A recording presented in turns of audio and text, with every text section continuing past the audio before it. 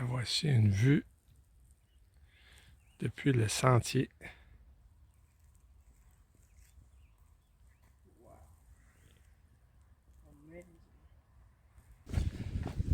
Hier, on s'est arrêté à Duncannon, Pennsylvanie. Petite bourgade rurale, assez pauvre, je dirais. Très pauvre. Je vois pas d'activité économique majeure là qui retienne, qui puisse retenir les habitants. Là. On a pu prendre un petit déjeuner dans un café qui aussi offre un genre de concours là, de manger de la pancake. Là. Le gagnant cette année a mangé 8 pancakes. Les pancakes sont costauds. Là. C'est 12 pouces, 12 à 14 pouces là, de diamètre, 1 pouce d'épais, avec du sirop de poteau, puis du beurre. Un bon cuillère à soupe de beurre par pancake. Bon, ça remplit l'estomac. J'en ai mangé 3 si je me souviens bien, plus 2 œufs bacon, des rôtis. Bon, petit déjeuner consistant. Là. Et pour donc revenir à Duncannon, c'est là qu'on a pu prendre la photo de la murale qui présente une partie de l'histoire de cette communauté-là. Le sentier traverse pendant 2000 la communauté et à chaque poteau, là, il y a un hommage à un vétéran ou une vétérane de la première, deuxième ou de toutes les guerres auxquelles ces gens-là ont participé. J'aurais tendance à dire que ça doit voter en conséquence. Il a plu hier. On a atteint un shelter à peu près seulement à une dizaine de milles de Duncannon, qu'on a occupé pleinement. Puis il y avait plusieurs, encore une fois, flip-floppers, des gens qui ont commencé leur traverser l'Appalachian Trail dernièrement. Là. Il y en avait plusieurs dans des tentes la nuit dernière. Et ce matin, lorsqu'on a quitté vers 6h40 l'abri, là, on a pu atteindre rapidement un autre abri où là, il y avait eu hier soir plus d'une quinzaine de personnes qui avaient dormi là, essentiellement tous des flip-floppers, mais qui semblerait qu'ils progressent à 10-12 000 par jour. Donc pour nous aujourd'hui, compte tenu que le sentier est relativement facile, là, c'est un sentier qui est sur une crête, puis on ne marche pas sur des roches là, pour l'essentiel. Donc on vise à atteindre aujourd'hui, on vise marcher 25 000 aujourd'hui, dans l'espoir d'arriver au-devant de ce qu'on appelle la bulle de randonneurs, composée pour l'instant, pour l'essentiel de flip-floppers et quelques true hackers comme nous qui progressent vers le nord. On pense, si on fait 25 000 par jour, ou dans cet ordre de grandeur-là au cours des quelques prochaines journées, on va se retrouver à l'avant du groupe puis avoir plus de tranquillité d'esprit lorsqu'on va viser à atteindre des shelters en fin d'après-midi. Parce qu'à l'heure actuelle, les shelters sont assez bondés. Et bon, c'est pas dérangeant quand il fait beau.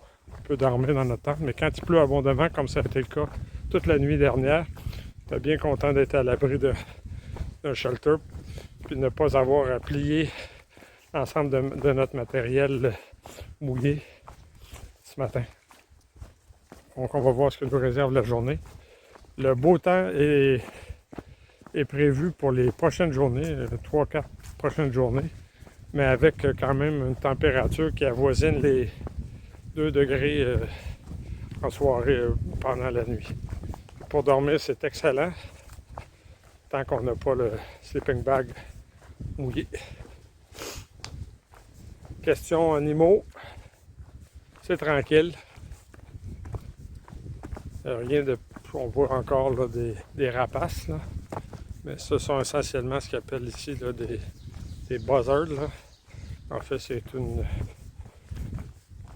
un petit vautour là, semblable à ce qu'on a au Québec, là, mais qui n'a pas la tête rouge. Puis hier, j'ai vu les ailes d'un jet bleu au sol qui avait manifestement été dévoré par un autre rapace. Je ne sais pas si c'était un hibou ou un épervier ou un faucon.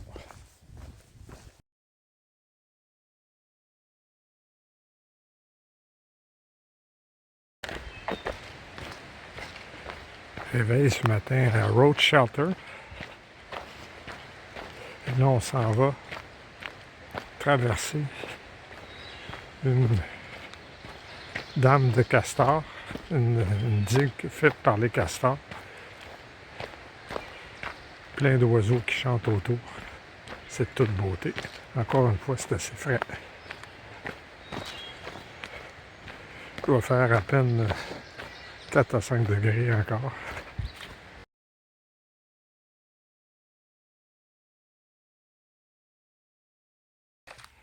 Take your time, don't fall.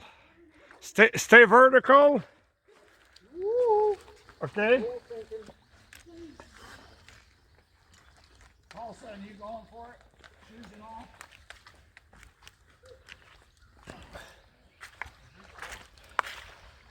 I think it's useless to try not to walk in water.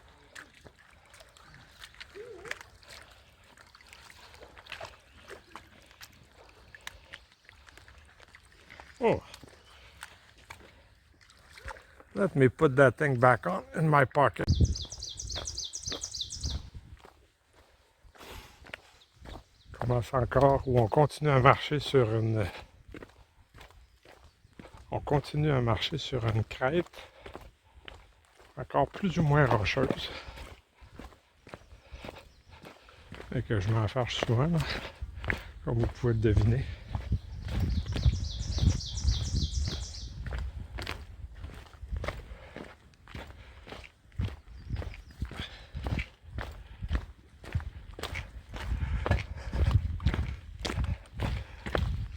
C'est une belle journée fraîche.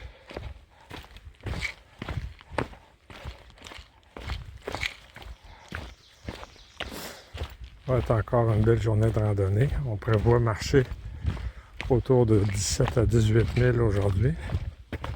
La journée d'hier, 25 000, qui a quand même été facile, mais exigeante. On progresse rapidement dans cette traversée de la Pennsylvanie.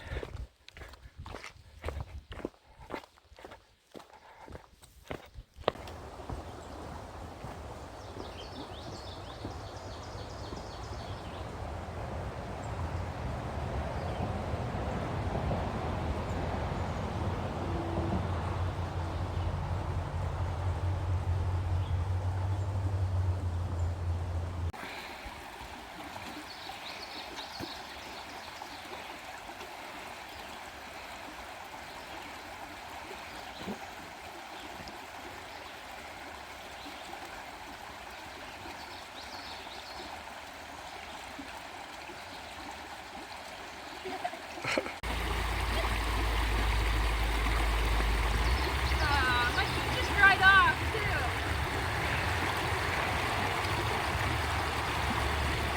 How am I supposed to do this?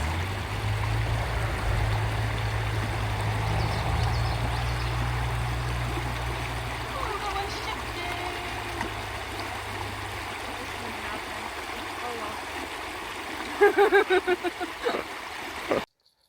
On dirait qu'on vient d'atteindre la région qui s'appelle Rocksylvania.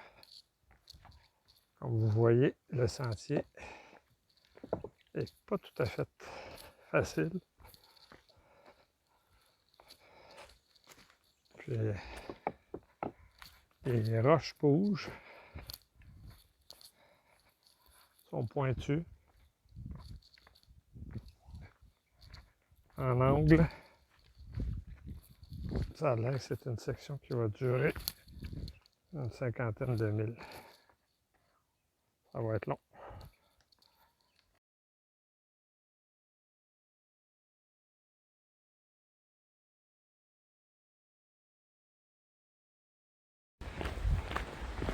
Hier soir, on a dormi dans un abri au même endroit que la famille Trout. Puis on est reparti ce matin et après s'être approvisionné au Leapfrog Café avec Fresh Rum.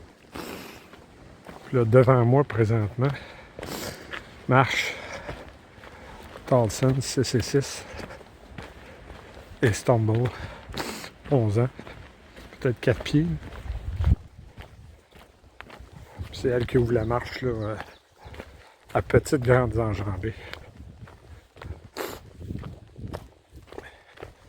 Tantôt, alors qu'on traversait une zone particulièrement technique et rocheuse, là, on a profité tout en gardant son sac sur son dos pour enlever son manteau.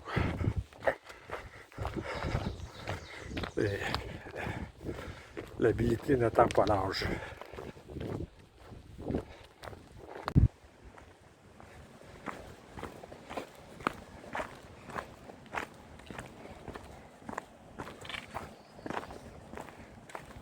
Still beautiful.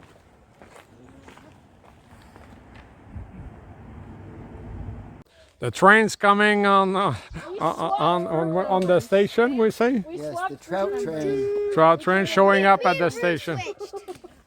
Oh, right.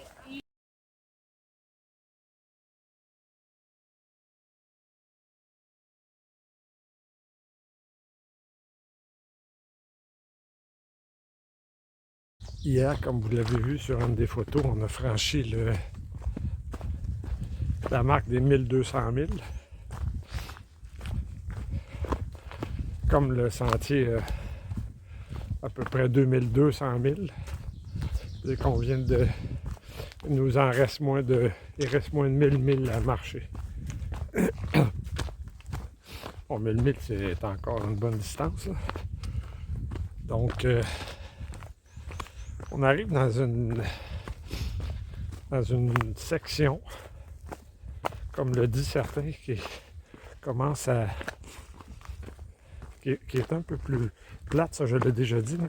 Mais c'est surtout les 100, 200, 300 prochains milles peuvent devenir un défi mental. C'est-à-dire, une certaine lassitude peut s'installer dû au sentiment de répétition tout à fait justifié, qui est bien réel, que chaque journée peut se ressembler, d'autant plus que la nature et la topographie est moins changeante. Il y a moins de points de vue très spectaculaires. Il n'y a pas des changements spectaculaires dans la forêt autour de nous. Donc, ça peut amener une certaine fatigue mentale qui, heureusement, peut être compensée par la présence d'autres humains qu'on rencontre à l'occasion, avec lesquels il est possible d'échanger, d'avoir du plaisir. Marcher uniquement seul, l'ensemble de tout ça, là, de ce très grand, les 500 000 du milieu, je dirais, là, pourrait devenir un genre de... C'est pas trop là. Pourrait devenir assez lourd, j'imagine. Comme moi, je suis bien heureux de ne pas faire ça tout seul, tout le temps, parce que je pense qu'à un moment donné, je me retrouverais comme le gars dans Wild, là. Pas dans Wild, là, mais dans Into the Wilderness, là.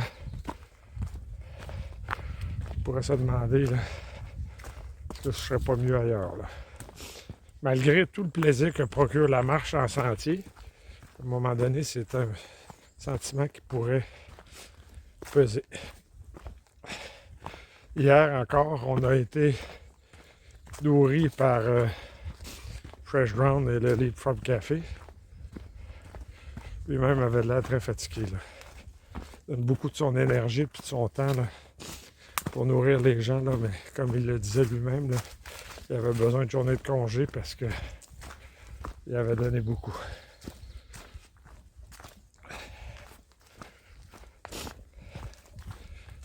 Le sentier, aujourd'hui, va ressembler à hier.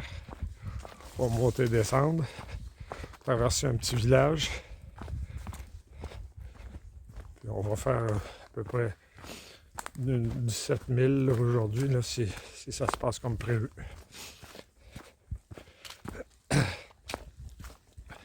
C'est frais. Je dirais que c'est presque idéal pour la randonnée pédestre.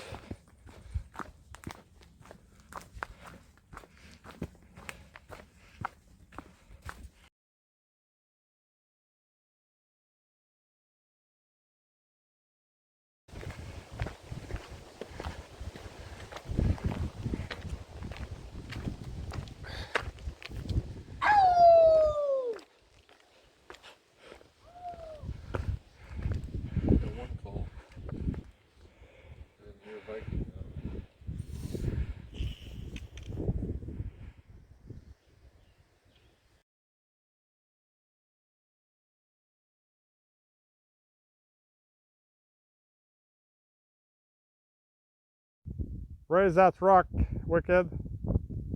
A little bit more. Wow! Hier, on a atteint 1250 km. 1000. On s'est rendu à un abri dans une zone très populaire là, pour les randonneurs de fin de semaine. Puis comme on était samedi, il y avait plus d'une trentaine de personnes, là, dont un groupe qui faisait une formation d'initiation à la randonnée pédestre. Ça s'appelait, je pense, Hacker 101. Puis je faisais Hacker 101 dans une zone assez quand même difficile. Moi j'aurais dit c'est un terrain 301, là, très rocailleux, là, des roches gigantesques. Là, plusieurs personnes d'ailleurs qui étaient à un moment donné devant nous puis qui n'arrachaient là. Et n'avait pas l'air de trouver ça drôle. Là. Mais bon, on s'est rendu à cet abri-là un peu vers le tard parce qu'on avait marché 18 000 puis on avait commencé pas très tôt au début de la journée hier. Puis lorsqu'on est arrivé à l'abri, il n'y avait personne dans le shelter. Là, les gens nous ont informé que c'était parce qu'il y avait un serpent dans l'abri. Il y a un abri construit dans les années 30, petit abri, 5 à 6 personnes. Puis les gens avaient vu un serpent recroquevillé là, dans l'entretoit. Là. Fait qu'on est arrivé là, puis Wicked, elle, qui est très bonne avec les serpents, là, c'est d'attraper le serpent. Il s'est sauvé quelque part dans le shelter, on ne l'a jamais revu. Fait qu'on a pu dormir dans cet abri-là. La surprise générale, les gens étaient très étonnés qu'on accepte de dormir et côtoyer un serpent pour la nuit. Là. Moi aussi d'ailleurs, je ne suis pas tellement ni familier ni intéressé là, à être trop proche d'un serpent. Là. Mais c'était pas un serpent venimeux. Là. Tout le monde avait l'air unanime, ceux qui connaissaient ça. Également, hier, on a rencontré pour la première fois la famille Sutton, dont on lisait les notes là, dans les logbooks depuis longtemps. Là. 2 adultes et un enfant, appelé Little Man, qui a eu 5 ans. Je pense en mars ou en avril. Là. Donc, Et eux ont commencé, donc comme nous, ont commencé en Géorgie, là. Mais eux, je pense qu'ils ont commencé au mois de janvier. Ça en vient 10-12 000 par jour avec ce petit bonhomme-là. Lorsque je l'ai vu, là, il était encore plus petit que je pensais. Là. Une boule d'énergie. Lorsqu'il est arrivé au shelter hier soir, déposer son sac à dos, il voulait jouer à tag. Là. Il avait marché 12 000 là, dans la journée. Là. Il était prêt à jouer à tag avec quiconque voulait jouer à tag avec lui. Là.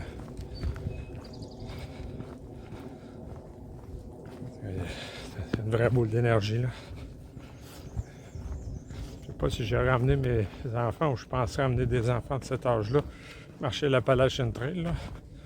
Mais bon, tout ce monde-là avait l'air d'avoir beaucoup de fun. Là.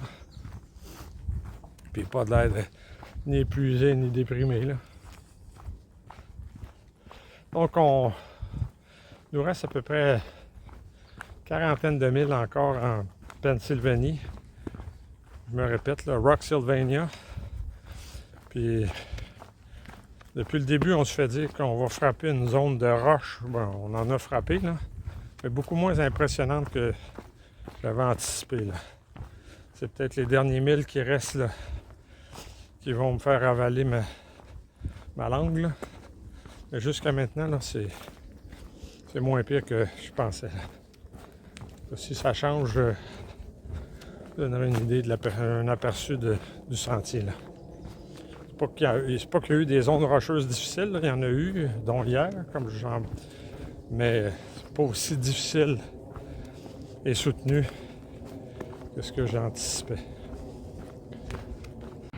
Je sais pas si vous pouvez voir, là, mais ça c'est une section qui est assez, pas verticale, là. On est dans les 70 degrés, là, quand même, là. Ça monte, là. Pour vous donner une idée de l'angle, ça, ce serait horizontal. Ça donne une idée. Ça, c'est horizontal. On voit d'où on est parti un peu plus tôt. Donc, si on revient à l'horizontale, c'est là que le sentier monte, là. Je pense que je ne prendrai pas mes bâtons, plus je vais prendre mes mains.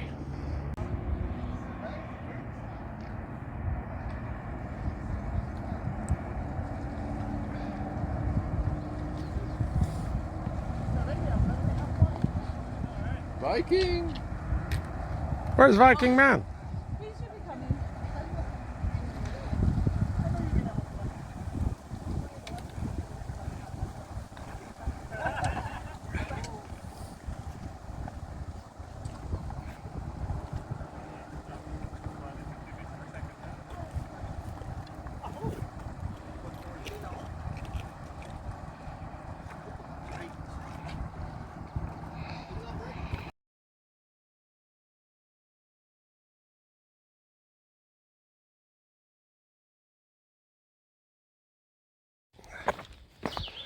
Je me suis réveillé ce matin avec une légère douleur au talon, à un des talons de mon pied gauche.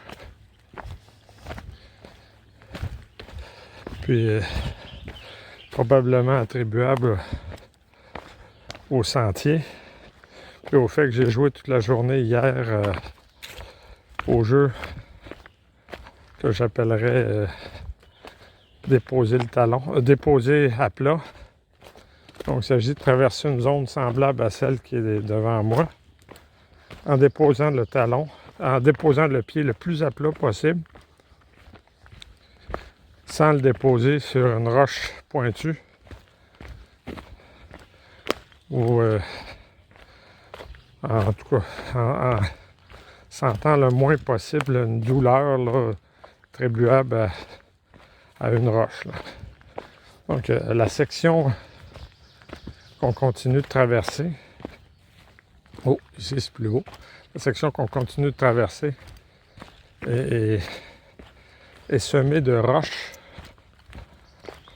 Ça exige effectivement là, de constamment être à l'affût de la façon avec laquelle on va déposer notre pied, parce que 30 km